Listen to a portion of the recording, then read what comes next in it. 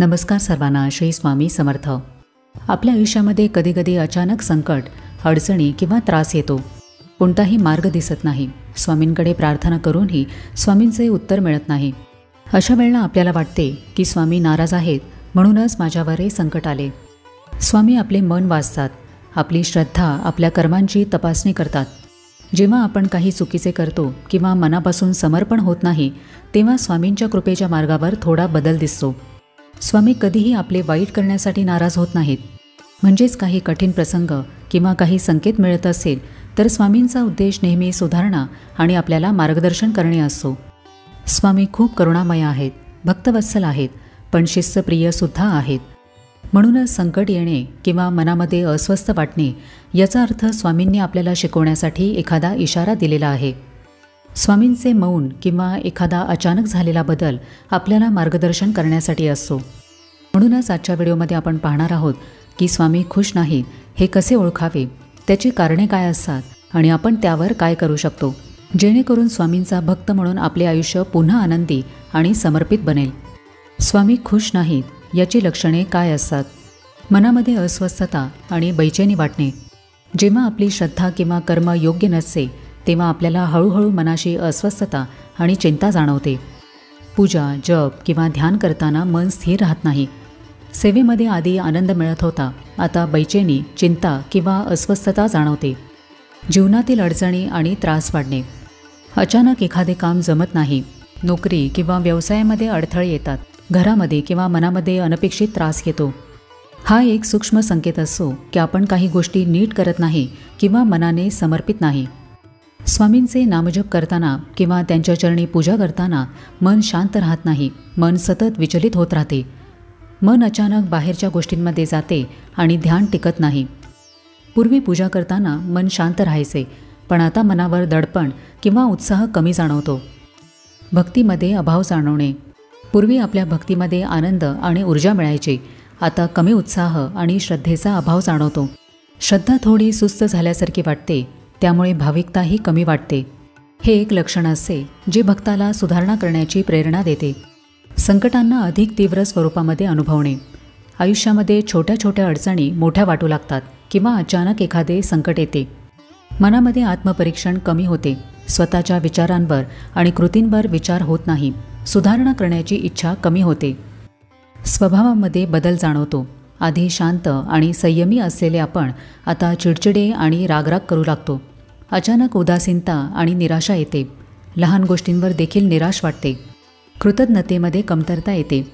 आधी भक्तीमध्ये कृतज्ञता जास्त होती, आता साध्या गोष्टींसाठीही आभार मानले जात नाहीत. स्वामींच्या नावाचा जप करताना मन उदासीन राहू लागते. स्वामींच्या कृपेवर शंका येऊ लागते. नातेसंबंधांमध्ये तणाव वाढू लागतो. गैरसमज निर्माण होतात. सकारात्मक वर्तनाची इच्छा कमी होऊ लागते. ही लक्षणे म्हणजे स्वामी नाराज आहेत म्हणून शिक्षा नाही, तर आपल्याला सुधारण्यासाठी आणि मार्गदर्शन करण्यासाठी दिलेले संकेत असतात. आपण आपले मन तपासावे. जप, ध्यान, सेवा, उपासना नियमित करावी आणि श्रद्धा टिकवावी, म्हणून ही लक्षणे दिसतात. स्वामी खुश नाहीत याच्या मागची कारणे काय असतात? चुकलेल्या कर्मांमुळे संकेत मिळतात. चुकीचे विचार, वाईट वर्तन किंवा दुसऱ्यांवर अन्याय करणे अशा कर्मांमुळे स्वामी इशारा देतात की आपण योग्य मार्गावर नाही. स्वामीचरणी पूर्ण समर्पण नसेल किंवा आपण इच्छा पूर्ण करण्याच्या मानसिकतेमध्ये राहत असू तर स्वामी अशा वागणुकीवर खुश होत नाहीत. आपण एखाद्याचा द्वेष करत असू, आपल्यामध्ये अहंकार वाढला असेल तर स्वामी नाराज असल्याचे संकेत दिसतात.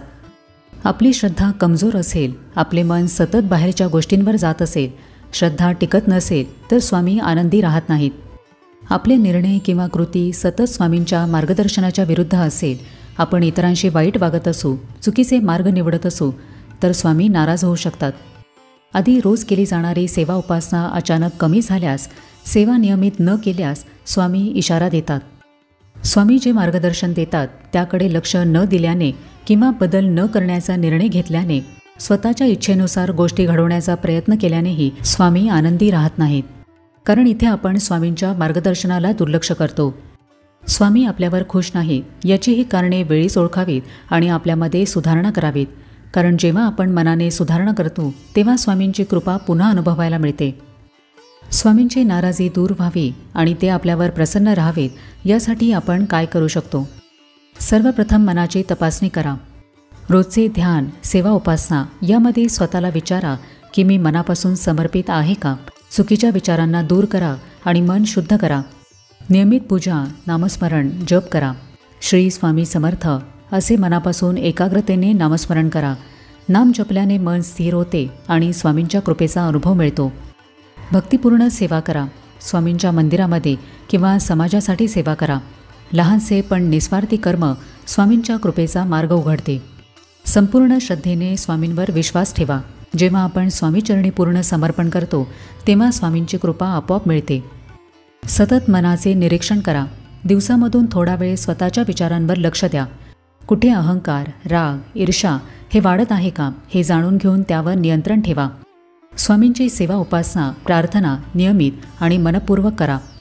भक्तीमध्ये उत्साह टिकवण्यासाठी प्रत्येक सेवेवर मन केंद्रित करा. स्वामींच्या मार्गदर्शनाचे पालन करा. स्वामींची शिकवण अंमलात आणा. स्वामींच्या मार्गदर्शनानुसार वागल्यास त्यांची कृपा वाढते. रोज स्वामींशी संवाद साधा. छोट्या गोष्टींसाठीही धन्यवाद म्हणा. मनावर याचा सकारात्मक परिणाम होतो आणि स्वामींशी आपला संबंध अधिक दृढ होतो. शक्य तितके स्वामींचे नामस्मरण करा आणि आपल्या कर्मांवर लक्ष ठेवा. असे सकारात्मक बदल केल्याने आपले मन शुद्ध राहते, आपली श्रद्धा वाढते आणि स्वामींची कृपा अधिक अनुभवायला मिळते. स्वामी आनंदी नसल्याची लक्षणे आपल्याला सुधारण्यासाठी असतात, शिक्षेसाठी नाही. ही लक्षणे दिसल्यावर चिंता करू नये, तर आपल्या कर्मांवर अधिक लक्ष द्यावे आणि मन शुद्ध करावे. स्वामी खुश नसणे, आनंदी नसणे म्हणजे आपल्याला मार्गदर्शन करण्याचा एक संकेत असतो. त्यांची नाराजी किंवा त्यांचे मौन हे आपल्या मार्गावर सुधारणा करण्यासाठी दिलेले संकेत असतात. जेव्हा आपण आपल्या वर्तनामध्ये अहंकार किंवा नकारात्मकता दाखवतो, नियमित सेवा करत नाही, तेव्हा स्वामी आपल्याला सुधारण्यासाठी इशारा देतात. आपले कर्म जर योग्य मार्गावर नसतील, सेवा निस्वार्थी नसेल, तेव्हा आपल्याला स्वामी आनंदी नाहीत असे संकेत मिळू शकतात. संकटे, त्रास किंवा अडचणी येतात, पण अशा वेळेला घाबरून न जाता आपण आत्मपरीक्षण करावे, स्वामींकडे माफी मागावी. जेव्हा आपण मनापासून सुधारणा करतो, कर्म आणि सेवा योग्य करतो, तेव्हा स्वामींची कृपा आपोआप अनुभवायला मिळते आणि अशा प्रकारे आपण स्वामींच्या कृपेच्या मार्गावर पुन्हा एकदा आनंद आणि स्थिरता अनुभवू शकतो. तर आजच्या व्हिडिओमध्ये आपण हे पाहिले की स्वामी खुश नाहीत याची लक्षणे कोणती असतात, त्याची कारणे काय असतात आणि स्वामींची प्रसन्नता पुन्हा मिळवण्यासाठी आपण काय उपाय करू शकतो. तर कसा वाटला आजचा व्हिडिओ हे मला कमेंट करून नक्की सांगा.